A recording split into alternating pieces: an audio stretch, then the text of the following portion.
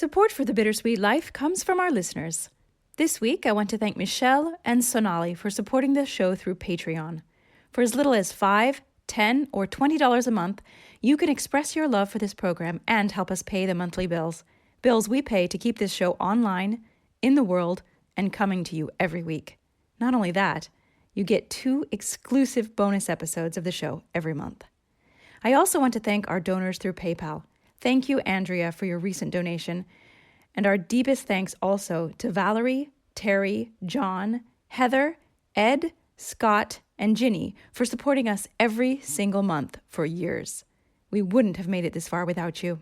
If you love this show, please help pay for it. Visit the links in the show notes or on our website, thebittersweetlife.net, and click the donate button. Thank you so much.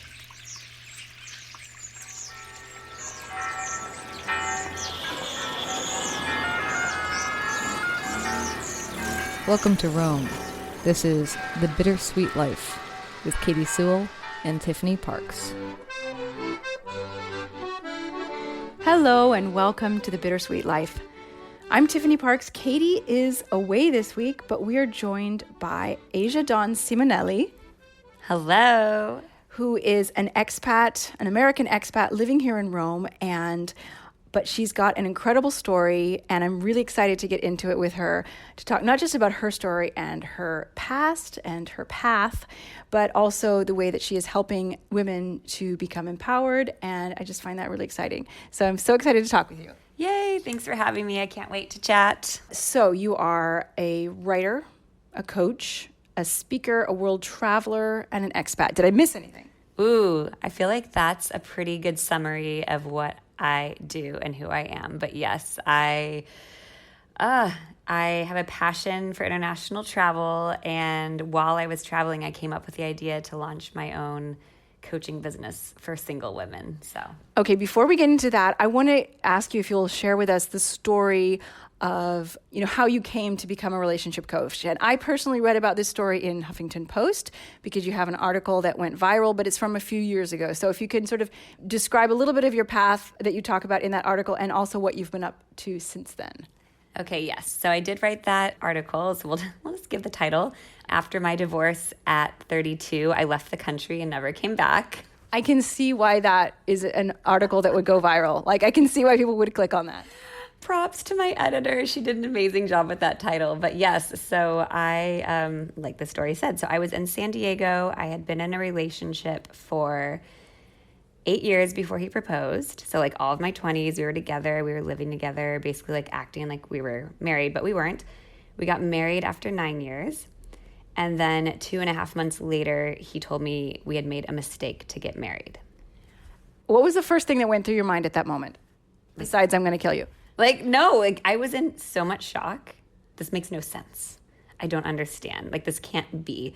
And I, of course, was extremely shocked, depressed, angry, all the things, and tried to really save it. I was like, maybe he's just freaking out because we got married. Because what has changed, honestly, right? We were already we already had shared finances, a shared car, a shared home. It was just very much okay, we're just taking this next step.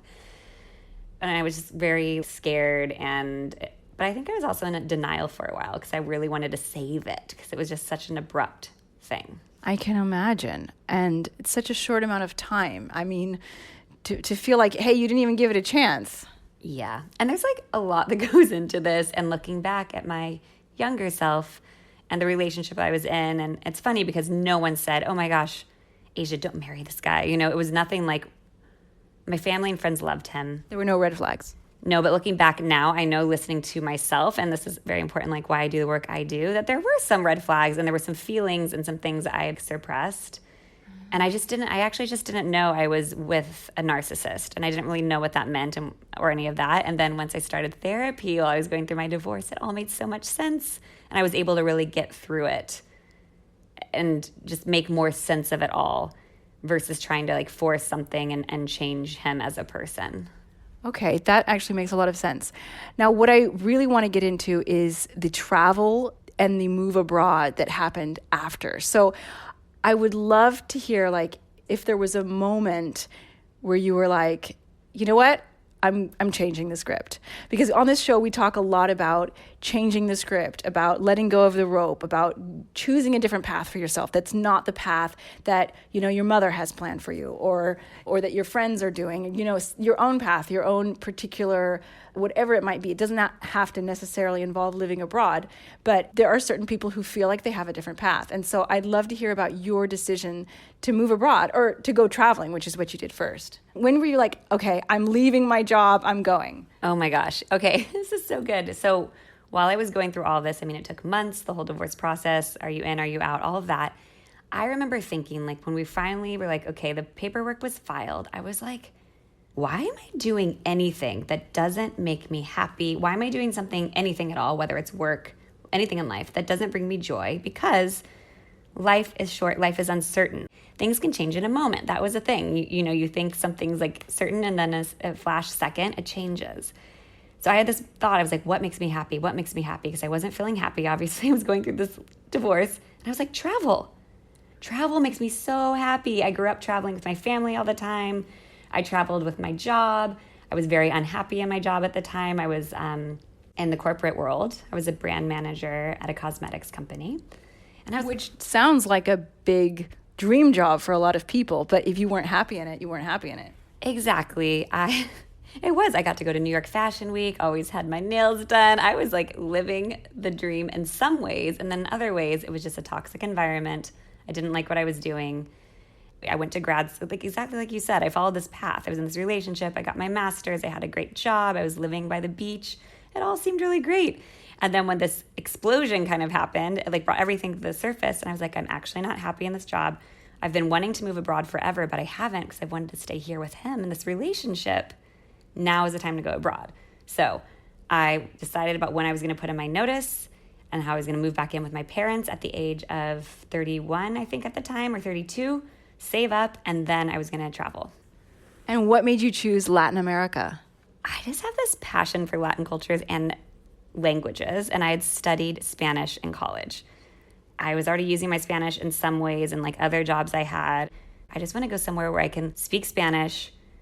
I was called there, and I didn't know why I went. I was like, okay, Ecuador, why Ecuador? Because that's where I started. I literally just went on this website and put down all the different places I was interested in going for like a work exchange. It's called Workaway, the website. And this group reached out to me. They're like, oh, we're running a children's summer camp in Quito, looking for someone who speaks Spanish and English and would like to help in exchange for free accommodation. Sure. That is so cool. From one day to the next, I'm going to Ecuador. Yeah. What did your family and your friends think? It's so funny because my family's always been very supportive, and my dad traveled the world, when he was finished with university and everything too. And everyone was just like, okay, like be safe. We get it. And we're going to visit you. So my family actually visited me a few months into my journey when I was solo traveling.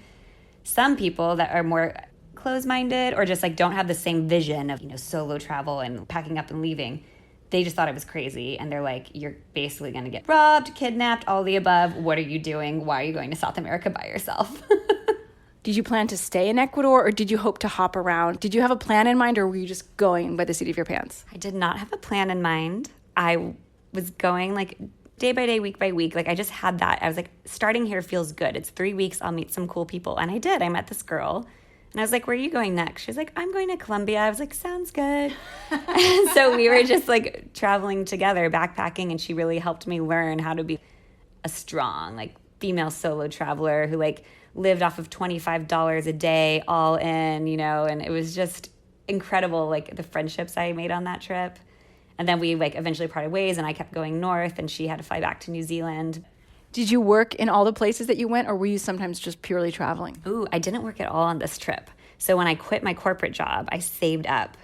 So you didn't work for the kids' summer camp in Quito? Oh, that was like volunteering for 3 weeks just to get started. Okay, got it. Yeah. And then, there were other opportunities along the way. I also volunteered and slept on a tent in the beach and helped with like after the earthquake in another part of Ecuador and like rebuilding homes. And so it was like a mix, I guess, along the way of like volunteer in exchange for housing, and then just me staying in hostels, which was also a great experience because most people were 22 and I was like 10 years older than them. And I felt like the wiser woman, but also just got to live that life Did you do a lot of traveling? I know you said you traveled with your family when you were a kid. Did you do a lot of traveling in your 20s? I always found a way to somehow incorporate travel in my life. So whether it was every year, like going somewhere with my friends or my boyfriends, like girls' trips, or my corporate jobs, I was like, no, I really want to start helping you with business development in Latin America, for example.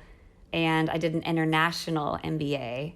So I went all over with that, which was amazing. But I never got to stay away for more than, a few weeks at a time. Now, when did the decision come to truly move to Mexico City? Because I know that's where you ended up for a while. Yes.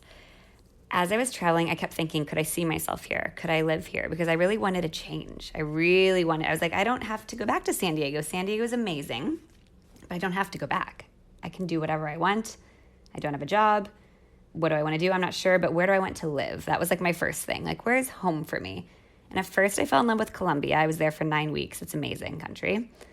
Then when I got to Mexico, I was like, no, this is it. Because it has all the wonderful things about Colombia. Everyone's so warm and friendly. The food, the culture, amazing. Beaches, cities, all the things. And it's way closer to home. The good next step where I could try living in a big city. And I had one friend in Mexico City that did her MBA with me.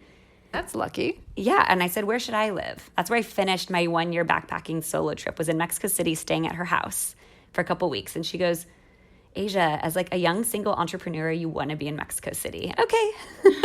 Yes. I love that yes answer. I think that's such a good place to go, especially when you're at a crossroads in your life. Just say yes. I don't know. I feel like there's some guru or something who says, like, just say yes to every opportunity that comes your way and something good is bound to happen. Yes. And there's a book called The Year of Yes, I think by Shonda Rhimes. Have you heard of it? I knew I'd heard. I have. That must have been where I am getting this from, but I have not read it. Yeah, I think I read it probably around this time. Because, right, when you go through some sort of life event that turns everything upside down, like, you can do whatever you want with it, right? And so I remember trying to surround myself with inspiring people, books, podcasts, all the things. And did you feel like your time traveling in Latin America and South America helped you heal? Or do you think that you would have, was it the time that healed, or was it what you were doing? That's a great question. So I think, I know that some things can take time, and time will help. But if you're not intentional with your time, like, it's just not things won't change. You can still be hung up on your ex or whatever. So if you are intentional, it might still take time with your healing. But I used my travels as a way to practice being on my own. I'd never lived on my own. And sharing my story, because I had a lot of shame around my story. I was the first one of all my friends and family to ever go through a divorce. And I was like, what the heck?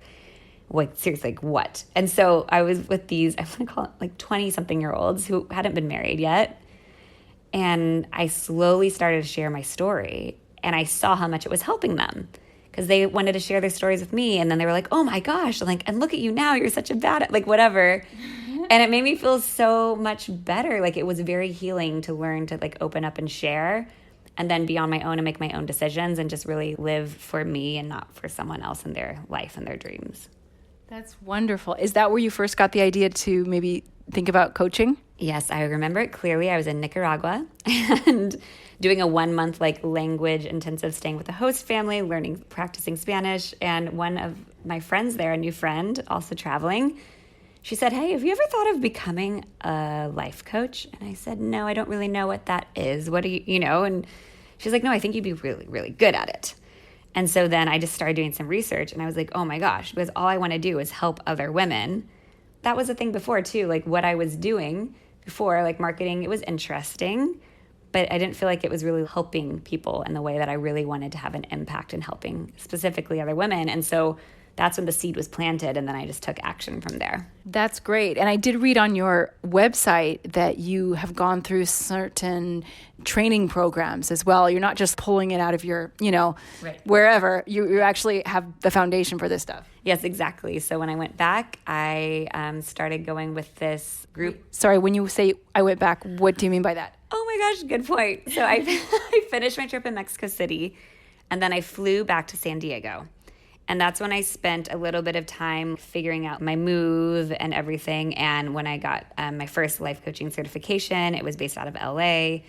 So I did a little stint there, and then it was all online. So when I went back to the United States to kind of like regroup and move to Mexico City, that's when I started pursuing all of my coaching certifications. Okay, I got it. So you visited Mexico City as a tourist, and then you went back to the States to like get your life in order so you could permanently, or at least for a while, move to Mexico City. Yes. And what did you do in Mexico City? Was it only the coaching, or did you have a second job as well? I think at that point I had 4 or 5 jobs because I went from living steady income corporate life to I'm going to figure this out. I don't have clients yet, so I hired a business coach. I really believe in coaching for anything. It's really going to help you. So I was like, okay, I'm launching a business, hire a business coach. So I'd been blogging the whole time. I had a travel blog called Wandering Dawn, which I haven't kept up, but I'm like, I kind of want to go revisit it. And I was like, wow, I really have this passion for writing. So we haven't talked about writing that much. And then when I came back, I also was like, okay, I would like some side freelance work. And through a friend of a friend, I applied to someone's copywriting company, like their publishing company. And I started off doing ghostwriting. Yes. Are you familiar with ghostwriting? Yeah. Yes. And so I was writing for like some really interesting clients, influencers, and also corporations. But I really was, I was writing like a Forbes column for someone. Like I just had all this experience writing, and I was like, wow, this is great. And then eventually I was like, okay, well now I'd love to write more for myself. And I know I can also help people more directly than just going through this other company. So that's one of my jobs. And then the most interesting job I had was how do I describe this? I was traveling to Latin America, which was so cool, to help this pet food company source ingredients, namely seafood, for the pet food. So I was touring like fish plants and going to meetings with these people, speaking in Spanish, all these businessmen touring these plants. I can't even. So I had several jobs. Yeah, I think all expats can relate to that. Now, a lot of our listeners are aspiring expats. They dream of moving abroad, or they're planning on it, they're trying it. I know that obviously now you're living in Italy. I know that you're an Italian citizen, so work and living visas are not an issue for you. Did you have to get any particular visas or work documents to live and work in Mexico as an American?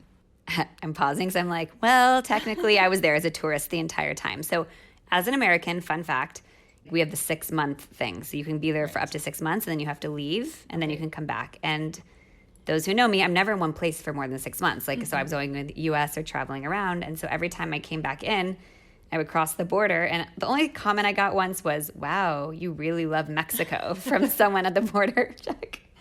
And so I just kept calling both of those my homes, but legally San Diego was still my residence. Okay. And I just was running my own business based out of California and everything all online. So I didn't choose to work in Mexico.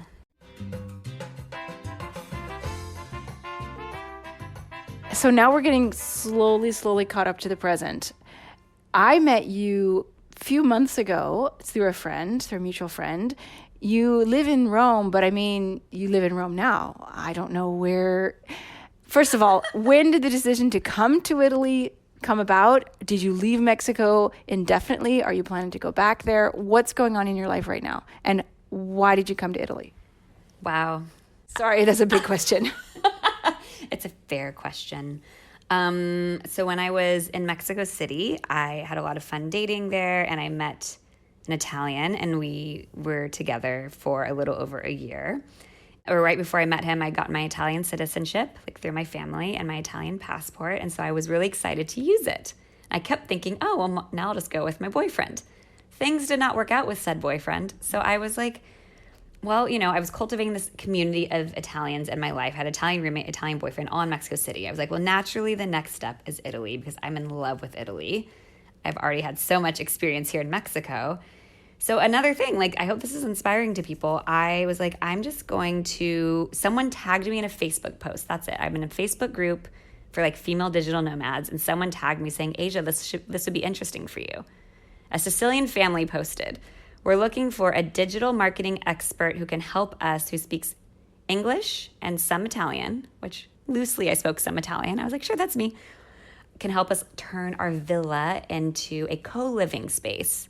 So come in exchange, does this sound familiar? In exchange for free housing, if you can help us with this project. Nice. So we did a video call, and she was like, yeah, I'm thinking about letting people stay for a few days. I'm like, well, I'm coming from Mexico. Can I stay for a few weeks? So I packed, not knowing how long I was going to go, but with every intention of returning to Mexico City because I still had my apartment there. I still loved Mexico City. But once I arrived in Italy, I knew. I was like, I'm actually not going back. And how long ago was this? That was about 8 months ago. And I ended up in Rome. So, I mean, to keep the story brief, like when that kind of finished, I was still here. We were still in the pandemic. I came during the pandemic. Just because I had my citizenship, I was able to enter. And I saw different parts of Italy. And when I arrived in Rome in February, I was like, this is it. This is it. This is my home. And my Italian friends had all told me, like, Asia, Rome is you. You and Rome. Your personality is Rome. And I was like, I don't know. Milan is great too. Like, I fall in love with everywhere I go. I'm kind of the same. Yeah. But then I was like, no, Rome is it. And I'm even looking into buying in Rome. And I've never felt that committed to a place. Wow, that's saying a lot for someone who doesn't stay places more than 6 months. I was in Mexico City for 3 years. You just said you never stay anywhere for more than 6 months. So I was just repeating your words. I guess you meant without traveling. What happened to your apartment in Mexico City? Okay. I hate loose threads. Gosh, okay. Well, I was still paying for it. And my dad was like, Asia, what are you doing? And I was like, my best friends are there, and I was like, it was hard for me to let it go. I mean, this was a big decision. And I finally just gave notice and said, I will not, I'm going to stay here. So you're Roman now? I'm Roman now. Well, that's exciting. Yes. And I was reading a little bit about your relationship coaching outlook on your website. Very exciting stuff. I loved this. I wrote this down because it just spoke to me. 3 things you want to do if you've had this experience in your life or you're having a difficult time getting over your ex.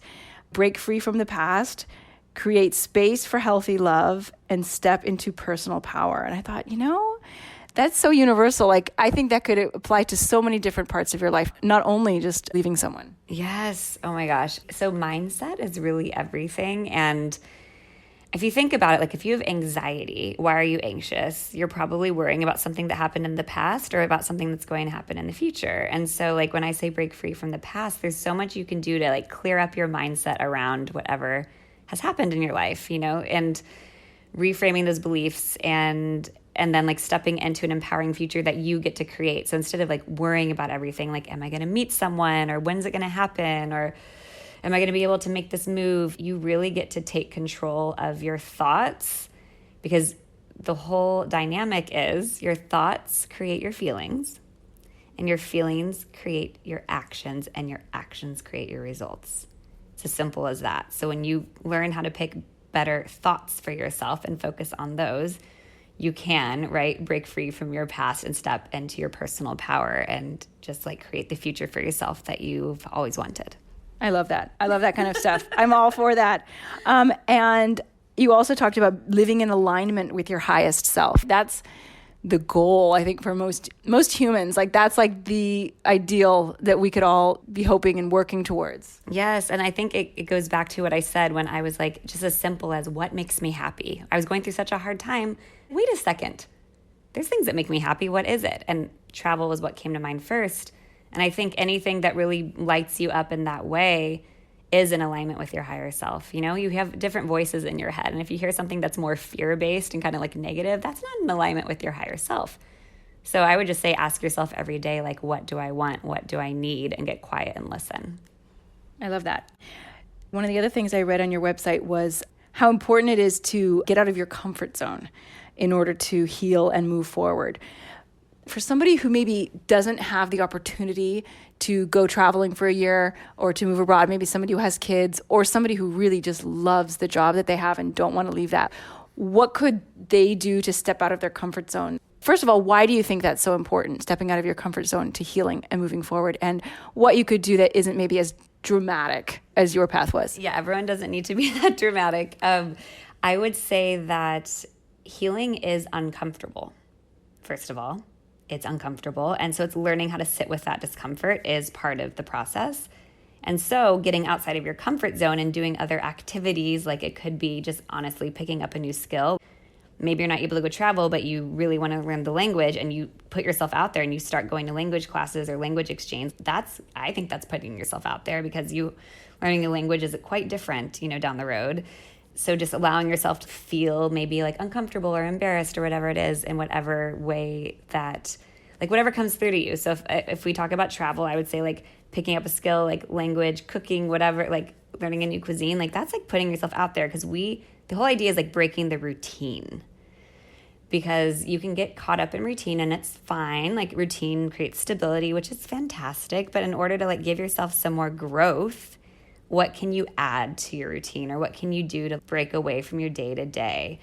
So those are a couple examples that come from the top of my head. You talked a little bit about freedom in general, you said I wanted freedom from the corporate life, and freedom, I don't know if you said freedom from the United States, but maybe freedom with your time, maybe you said, I can't remember. But the one that really stuck out to me was freedom from caring what other people think. Oh my gosh, yes. And it is like something that I get to focus on every day, because as much as I like to say, I completely like have left that behind.